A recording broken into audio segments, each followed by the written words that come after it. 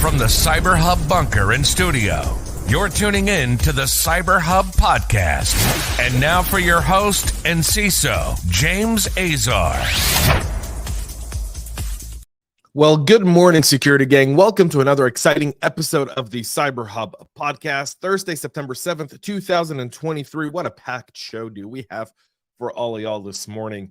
It's been quite a week. A short week because of the Labor Day weekend here in the U.S., but nonetheless, a busy week. So with that being said, good morning to everyone again. Good afternoon, good evening to our friends over in India and across the world. Thank you all for tuning in. We're live, Facebook, LinkedIn, YouTube, Twitter, now X, Twitch, and Rumble. I know, crazy, right? Like, how many streaming platforms can one be on? Apparently many. So with that being said, though, we've got a really packed show today. A lot on China, but there's a practitioner perspective to China that we really have to take a look at because it's significant because we're dealing with an adversary that's very, very sophisticated. We're going to get to that here in just a moment. So before we do that, though, for our friends in India who are drinking chai or coffee and everyone else, whatever your morning beverages, join me for a good hearty cheers for practitioners. I'm powered by my signature double espresso. Coffee cup cheers, y'all.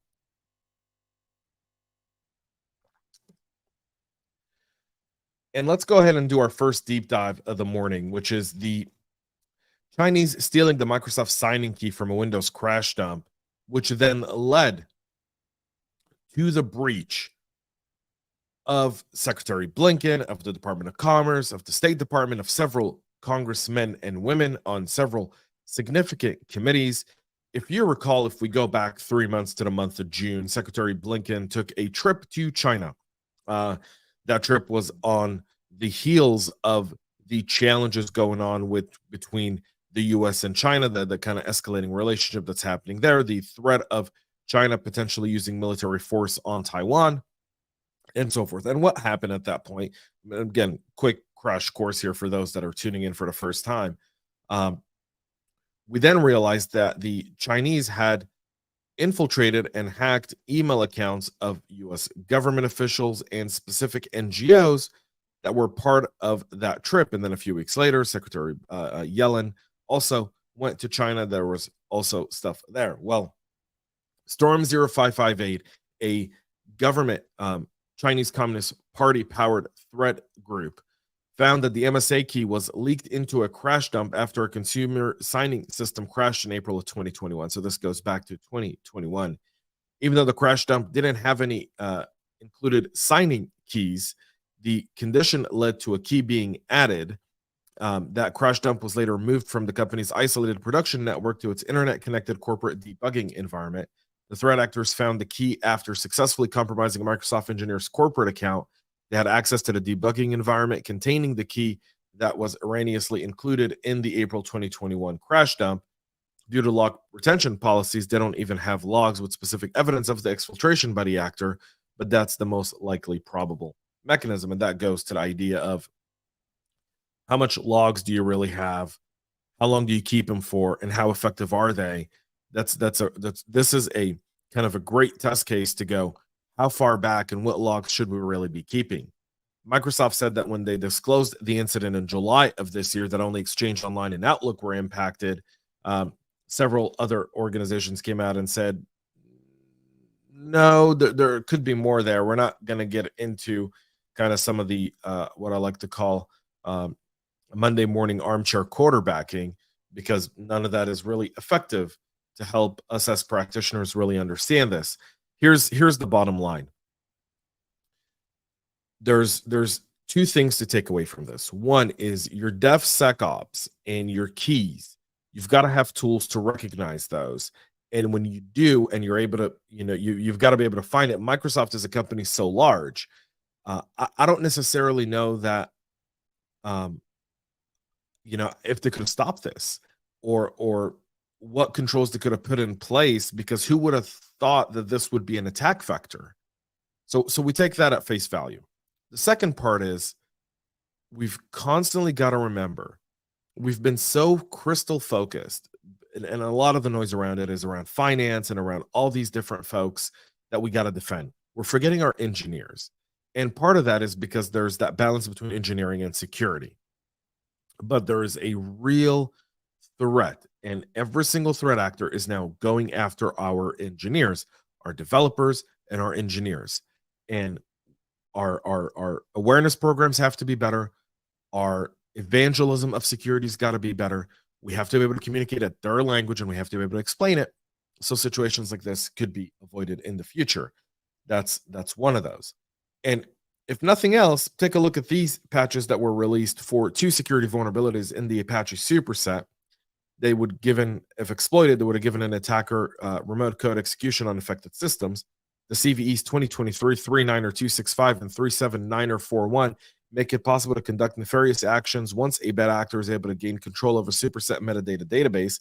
Outside the weaknesses, the latest version of the superset also remedies a separate improper REST API permission issue that allows for low privilege users to carry out server-side request forgery attacks. So there's that. These are now available. You want to get your Apache environments patched. And if you want to remember why, just Google Equifax 2017.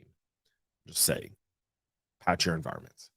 IBM is notifying customers and users of the Johnson & Johnson healthcare platform that their PII may have been compromised as a result of the data breach. This is coming after the company manages the Janssen Care Path Patient Support Program. Janssen became recently aware of a vulnerability that enabled unauthorized access to the Care Path database. IBM was informed about the security hole and worked with the database provider to address the issue. So that data breach notice is out. It impacts around 1.16 million patients in the US. Android released their security update tackling 33 vulnerabilities, including a zero-day bug that's currently being targeted in the wild. So you want to make sure you get your Android environment patched ASAP. CVE 2023-35674 is a flaw in the Android framework that enables attackers to escalate privileges without requiring user interaction or additional execution privileges. These are indications that CVE 2023-35674 may be under limited targeted exploitation. Get your Android systems patched this morning, team. Multiple vulnerabilities in the open automation software platform can be exploited to bypass authentication, leak sensitive information, and overwrite files. According to Cisco, Cisco is now enabling communication and data transfer between servers and ICS systems, IoT, and other types of devices. The OAS platform is typically used in industrial operations and enterprise environments. It also supports logging and notifications and cross-platform integration. Cisco Talos researchers disclosed 8 vulnerabilities identified in the OAS platform's engine configuration management functionality. It does allow users to load and save configuration to a disk, install them on other devices. 3 of the bugs are rated high severity. The most important, CVE 2023-31242 and 34998, 2 authentication bypass flaws that can be exploited using specially crafted requests. So again, there's an issue there. 2 other remaining vulnerabilities can lead. All of these were addressed in the latest update to version 18. Please make sure to get that patched. Russia's fancy bear is on the move, targeting Ukrainian energy facilities. This is coming on the heels of the ongoing conflict between Russia and the Ukraine. The Ukrainian CERT detected and explored the attack. It noted that in the report, CERT UA stated that the MO of the group was to use bulk phishing emails from a fake address that linked to a .zip archive so that it could ultimately gain access to the organization's system and data. The email CERT UA shared include a message that read, "Hey, I talked to 3 girls and they agreed. Their photos are in the archive. I suggest checking them out on the website." I'd say classic Russian technique, but classic Russian technique. For those who don't know, Russia's been like behind this kind of stuff all the time. It's actually a classic Russian technique. They may have been like, well, none of the new stuff is working. Maybe we should resort to some stuff that worked back 10 years ago. That's what they're resorting to. The attempt at the attack came after a period of peace, as Ukrainian authorities have not reported an attack on the energy sector since the autumn of last year. There is concern, however, that these attacks could resume heading into the winter as a way to punish the Ukrainian population as part of that conflict. Then we move to the Washington Post's latest Cybersecurity 202, and a great write-up by NSA chief and cyber command commander, former cyber command commander, on China. So for those who don't know, General Nakasone is now NSA Director. Nakasone has been a solid voice in cybersecurity for as many years as one can remember. He's one of the greatest advocates of security across the federal government. He's talking about the threats. This was coming at the heels of a conference last week. He said in the next 5 years, what's changed is the security environment. He goes, everyone was focusing on midterm elections and intellectual property in 2018. We're not talking in 2018 anymore, but rather we are talking about the latest threat landscape. He called China our pacing challenge, while Russia an acute threat. And it's good to hear him say that. That's, by the way, repeated by every single person in cybersecurity leadership in the federal government that I've spoken with in the last 6 months. China is the greater threat. Russia is an acute threat. So he touted the U.S. work countering Russian information operation in Ukraine by declassifying sensitive information about those operations, making them harder to be effective. He said CISA didn't exist in its current form until nearly the end of 2018, which is true. It now plays a much larger role. Likewise, the Cyberspace Solarium Commission didn't issue its major report until 2020. So there's a huge difference between 2018 to where we are today in 2023. He said the expansion of operations into other countries for Cyber Command and the creation of NSA Cybersecurity Collaboration Center have all helped raise that. The future, though, according to Director Nakasone, will be China, both as a cybersecurity threat and a general intelligence problem. The U.S. will have to reckon with Beijing's for generation, according to Director Nakasone. He hammered home that the Biden administration's message that Congress needs to reauthorize the expiring surveillance authorities as an essential intelligence collection, especially for cyber. But there are some questions in Congress. By the way, it's bipartisan. So just because the president says it doesn't mean the rest of the party agrees. There is concern about how they abuse these powers, and it's a legitimate debate that I think, Director Nakasone should be able to address. So there's that for this morning. China, again, continues to be a threat. These are, by the way, everything that General Nakasone talked about now is great for a board presentation. It's great for a basic briefing with executives. It's great to kind of talk to your team about it and get them to understand the TTPs, understand the goals, because that's how you defend better. That's how you're able to block and tackle better. And in sad news, as the cybersecurity world has to deal with multiple layoffs, obviously, and a lot of our friends, we constantly see this on LinkedIn. It now appears that the IronNet, the network security company founded by former NSA Director General Keith Alexander, may be headed to bankruptcy. The company signaled grave financial distress in an 8K filing with the SEC, warning it has run out of money and will furlough a majority of its workforce and severely scale back operation. The IronNet raised in excess of $400 million and rolled out its Iron Dome collective defense system that promised automated and real-time sharing of threat data and analysis between participating energy companies. However, the company never really took off. They went public in a SPAC transaction, struggled to gain traction against competitors like Cisco and Palo Alto. Appears that they've run out of cash, and the people over at IronNet may soon be on the job market. So if you know those folks, please tag them here so we can help them land a new spot where only as strong as our community, and this cybersecurity community is the best in the world.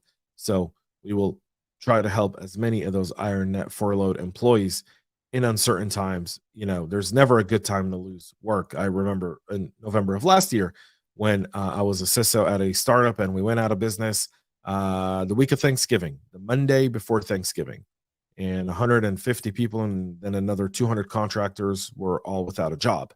So that's never easy. It's a lot of uncertainty. It causes anxiety. It causes a lot of different things that can lead to a lot of very challenging moments in one's life. So we as a community have to come together and help those folks as much as we possibly can in finding their next role. We all know someone who's hiring. All we have to do is just send a message and say, give this person a chance. The rest is up to that person to do. But it's little things. It's the little stuff that we do that changes the world. The world was changed by little stuff, never big stuff. Little stuff. Always remember that. So that's it for our show this morning. We'll be back on Monday with a whole lot more. Tomorrow, our final Black Hat special episode coming out. So check that out. Until then, have a great rest of your day, y'all. And most importantly, stay cyber safe. We love feedback, so make sure to connect with us on social media and subscribe to our podcast on your favorite podcast listening platform.